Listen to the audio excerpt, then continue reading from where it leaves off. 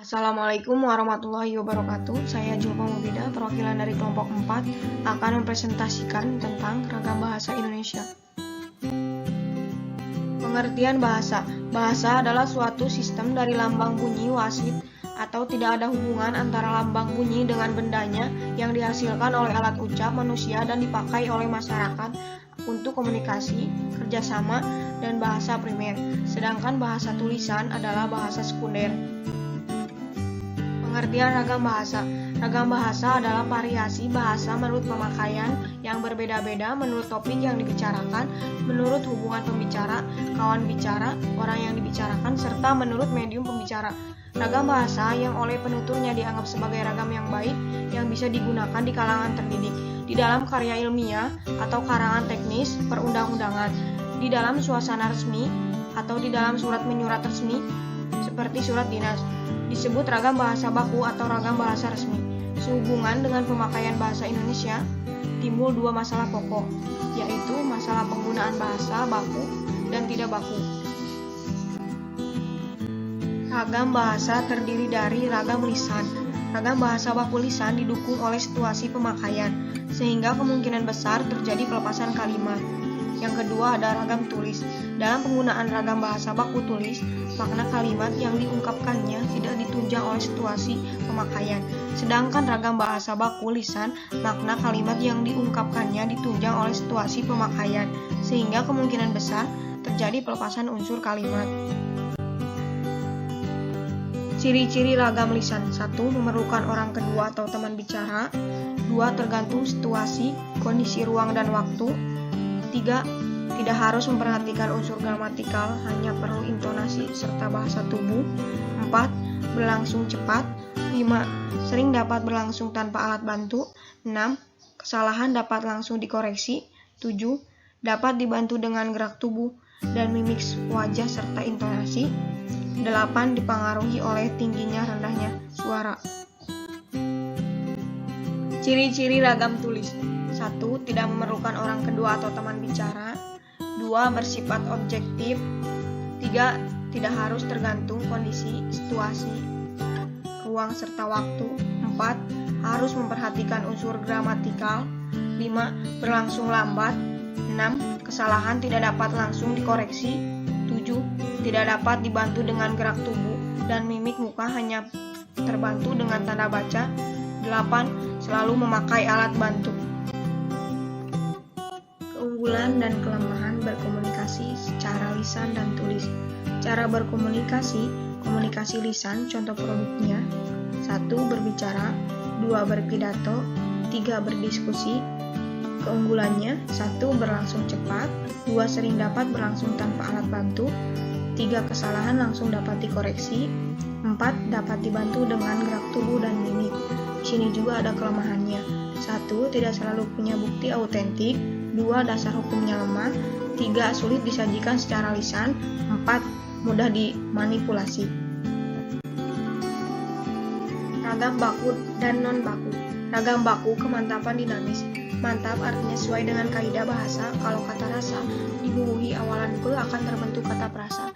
Dinamis artinya tidak statis, tidak kaku. Kata langganan punya makna ganda, yaitu orang yang berlangganan dan toko tempat berlangganan. Cendekia, ragam baku bersifat cendekia karena ragam baku dipakai pada tempat-tempat resmi. Pewujud ragam baku ini adalah orang-orang terpelajar. Seragam ragam baku bersifat seragam. Pada hakikatnya, proses pembakuan bahasa ialah proses penyeragaman bahasa. Ragam non-baku menyimpan dari kebakuan. Contoh bahasa baku dan bahasa tidak baku. Bahasa baku contohnya, cantik sekali. Bahasa tidak baku, cantik banget. Bahasa baku, tidak mudah. Bahasa tidak baku, enggak gampang. Bahasa baku, uang. Bahasa tidak baku, duit. Bahasa baku, diikat dengan kawat. Bahasa tidak baku, diikat sama kawat. Bahasa baku, bagaimana kabarnya? Bahasa tidak baku, gimana kabarnya? Ragam bahasa Indonesia berdasarkan cara pandang penutur. 1. Ragam dialek. Ragam daerah atau dialek adalah variasi bahasa yang dipakai oleh kelompok bangsawan di tempat tertentu. Dalam istilah lama disebut dengan logat. Logat yang paling menonjol yang mudah diamati ialah lafal. 2. Ragam terpelajar. Tingkat pendidikan penutur bahasa Indonesia juga mewarnai penggunaan bahasa Indonesia. Bahasa Indonesia yang digunakan oleh kelompok penutur berpendidikan tampak jelas perbedaannya dengan yang digunakan oleh kelompok penutur yang tidak berpendidikan. Ragam resmi dan ragam tak resmi. Ragam resmi adalah bahasa yang digunakan dalam situasi resmi seperti pertemuan-pertemuan, peraturan-peraturan, dan undang-undangan. Ciri-ciri ragam bahasa resmi. 1. Menggunakan unsur gramatikal secara eksplisit dan konsisten. 2. Menggunakan imbuhan secara lengkap.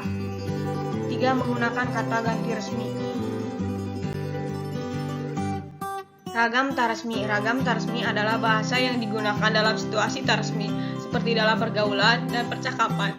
Ciri-ciri bahasa tidak resmi, kebalikan dari bahasa resmi. Ragam bahasa tidak resmi ini digunakan ketika kita berada dalam situasi yang tidak normal. Ragam bahasa Indonesia menurut topik pembicaraan. 1. Ragam politik. 2. Ragam hukum. 3. Ragam sosial dan ragam fungsional. 4. Ragam jurnalistik. Selanjutnya, di sini ada ciri-ciri ragam ilmiah. 1. Bahasa Indonesia ragam baku. 2. Penggunaan kalimat efektif. 3. Menghindari bentuk bahasa yang bermakna ganda.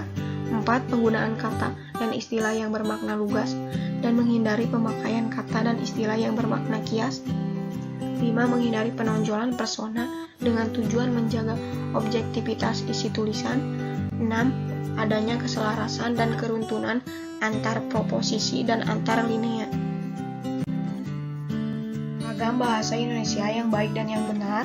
Bahasa Indonesia yang baik dan yang benar adalah bahasa Indonesia yang digunakan sesuai dengan situasi pembicaraan, yakni sesuai dengan lawan bicara, tempat pembicaraan, dan ragam pembicaraan, dan yang sesuai dengan kaidah yang berlaku dalam bahasa Indonesia, seperti sesuai dengan kaidah ejaan, istilah, dan tata bahasa, seperti yang ditulis di buku Tata Bahasa Indonesia, terbitan Departemen Pendidikan dan Kebudayaan, atau sekarang Depdiknas tahun 1988. Pemakaian bahasa yang mengikuti kaidah yang dibakukan atau dianggap baku itulah yang merupakan bahasa yang benar atau betul. Sekian dan terima kasih. Wassalamualaikum warahmatullahi wabarakatuh.